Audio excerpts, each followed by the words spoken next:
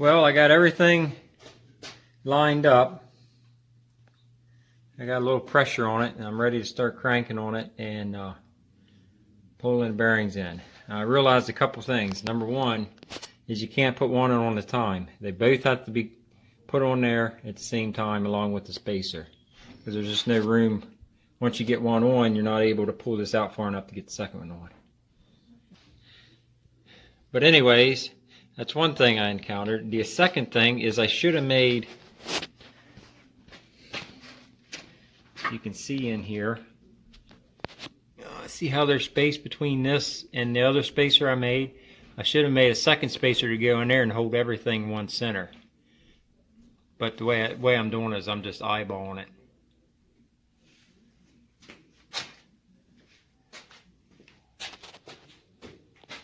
But should be ready to start cranking, and if everything's lined up, they'll go right on. If not, it's going to bind up. So we'll give some cranks on it and see what happens. First I got to double check, make sure I got all this on right. Okay, so I double checked everything, made sure everything was pointing the right direction, which it is. I got everything on there. Spacer, gear, nut, chamfer toward gear, which probably really doesn't matter. And then this gear probably does, because if you flipped it in the other way, it would be rubbing both surfaces of the bearing, the outer race and the inner race. So you want the small section facing in. I got my thing on there, and I'm glad I made that, because I was going to try not to use it, and it was a pain in the ass. So I put my keeper on there to hold that spacer in place. And I didn't mention a little bit ago that I just used the same thing that I rigged up to pull it out. I just flipped it around backwards and drilled the hole a little bit off to the side, because this bore is not on center, it's actually offset. So I had to move my hole to get that there. So I'll set you guys here where you can see, and we'll see if we can crank it together. Where are you going to see? You want to see this move right here. Get going in. Of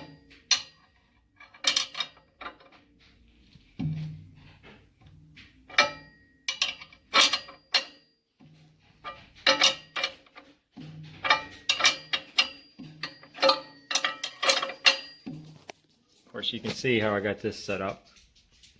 Got my nut there. This is the end I'm cranking, and then this is the end I'm holding. I did that because I tried cranking this in, and it seemed like it wanted to spin the whole thing. And we'll get some cranking. Let's see, where's the bearings at? Right there. As you can see, we got some turns to make. It feels easy though. Nothing feels like it's binding up or anything.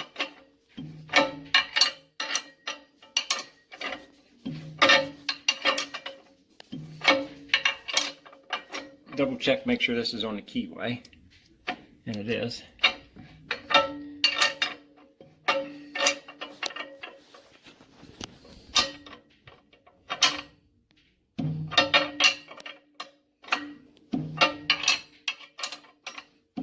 Alright, so you get the gist of that. A few more cranks and we'll have it touching.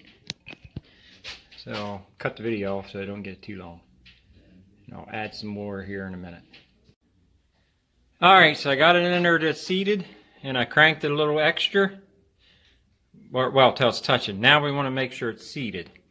And what we're going to do that is we're going to take a hammer and beat on the end of this all thread on both ends. And you don't want to use a lead hammer for this. You want to use something that's going to send a shock wave up through.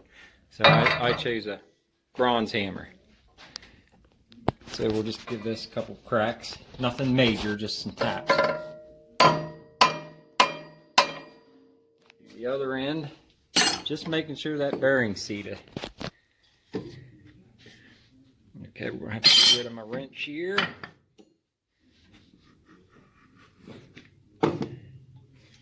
Give this a couple taps. Tap it all around just to make sure things are good.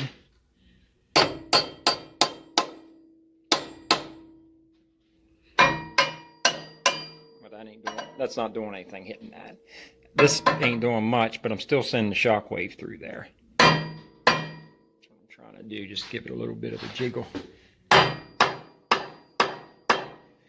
Alright, now I'm going to put this back. Well, I won't even mess with that. I'll give this a crank and see if I hear it click anymore.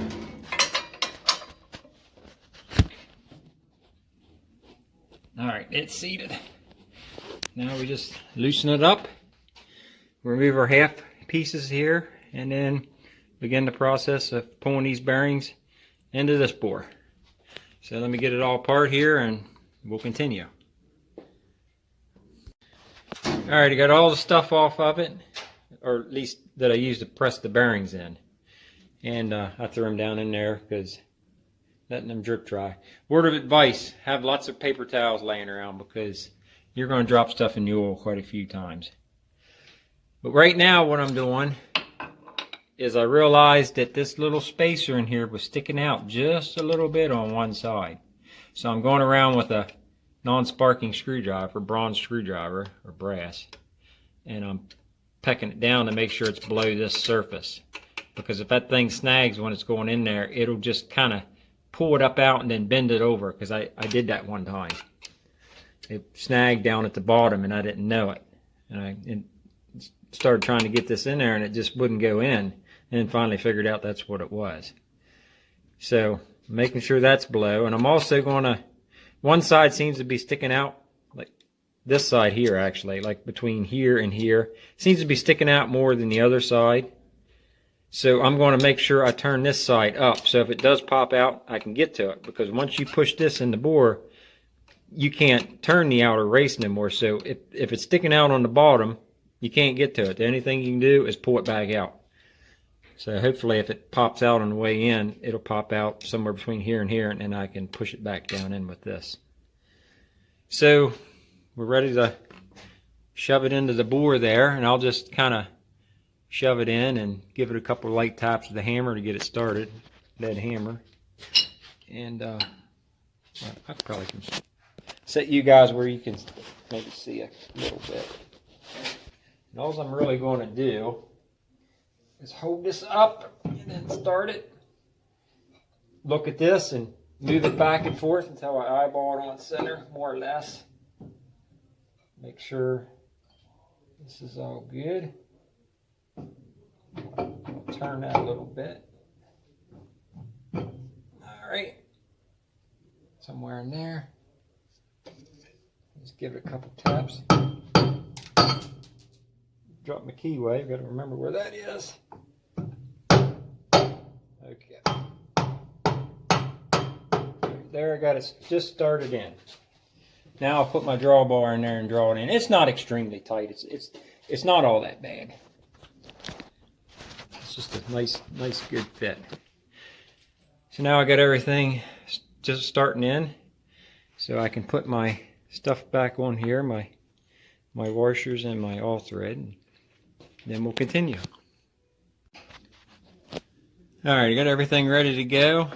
I wanted to point out a couple things to be mindful for while you're cranking that in there. I guess the first would be this gear. If it falls down like it is now behind them threads and you crank on it, it won't move. It'll get binded. So periodically you got to grab it and jiggle it back, make sure it's, and then move it a little bit and jiggle it back, and so on and so on. The other thing is make sure this doesn't stick out anywhere. And the third thing would be, once this gear gets close to the other one, you're going to have to turn it and make sure it meshes up and slides right over it. And that should be it. I think I'm ready to crank on it. Let's see, where's the spot to watch? I guess right there. As you can see, it moves pretty easy. And they're not heated up, they're just room temperature. Well, in this case they'd have been cooled down, but everything's room temperature. I could have put them in the freezer, but by the time I got to this stage, they'd have been warmed back up anyway. So, okay, now you can see I just lost my wrench, people. Got to redo my wrench. getting easy to turn now, that's why. It'll probably fall again. Let's see, there's your spot. Crank. Crank. And you can see I'm just, you know what I mean, just cranking this. Oh, I am going to run into a problem here. You can see this is going to bottom out on this well before that's in there, but I'll just put a couple spacers under here. That's no big deal. I'm just going to go ahead and take it as far as it goes. Okay, now we're getting ready for that spacer to start making contact right here. And hopefully I got it below the surface. It's kind of hard to tell. We'll find out when it hits. Alright, doesn't seem to be snagging. Okay, it went right in there. So we got past that hurdle. And 3, 2. Look up here, everything looks good. Up, it's doing what I told you. That damn, I let this gear get behind, and now it's cocked. So I might have to actually pull it back out because now it's on a bind. I don't want to damage them threads. So we'll back it out a little bit. I have to take this off anyway, so. Have to unspin this to put the shims under it anyway, so it's not that big of a deal, I guess.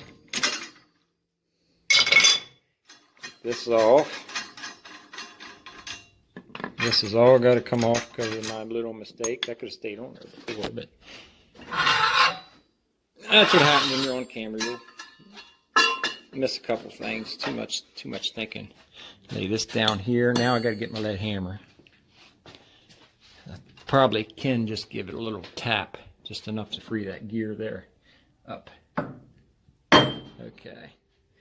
Now I can slide that gear back up like I said to do before. Slide it and get this started. On that diameter there. And now am I going to have to, where's my keyway? Yes, I'm going to have to put that keyway in there before I go any further. Right here. And go ahead and start the gear on that keyway. So, oh, that's the one I dropped. Almost forgot about it. Well, if I wouldn't remember I dropped that, I'd been hunting for it. All right, so I'll put this in off camera because it's going to take 2 hands. And we'll have to tap it in with my brass doodad. Tap it in, then we'll slide the gear over, and then we'll continue.